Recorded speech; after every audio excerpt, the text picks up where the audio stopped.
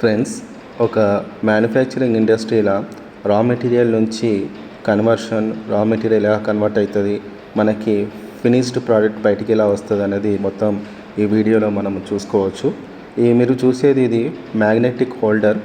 Raw material అంతా ఇది magnet తోటి హోల్డ్ చేసి ఈ ఫర్నేస్లో డ్రాప్ చేస్తుంది. ఫర్నేస్లో మొత్తం రా మెటీరియల్ అంతా మెల్ట్ అయిపోతుంది. ఇదంతా ఒక సెమీ ఆటోమేషన్ అనుకోవచ్చు. ఇంతకుముందు చాలా మ్యాన్ పవర్ వాడేటి మ్యాన్ పవర్ తోటి అంతా ఈ రా మెటీరియల్ అంతా లిఫ్టింగ్ అయ్యేది. కానీ ఇక్కడ ఇది మొత్తం ఆటోమేషన్ కిందికి ట్రాన్స్ఫర్ అయిపోతుంది మొత్తం మెకానిజం అంతా. సో ఇట్లా మనకి రా మెటీరియల్ మెల్ట్ అయిపోతుంది.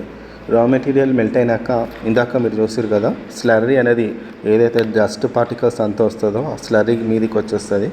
మెల్ట్ అయినాక ఆ స్లర్రీ అనేది తీసేస్తారు.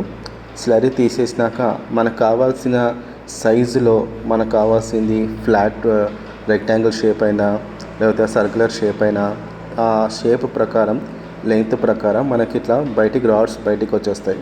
ఇది కంప్రెస్ అయిపోయి ఆ లిక్విడ్ అనేది ఇట్లా కంప్రెస్ అయిపోయి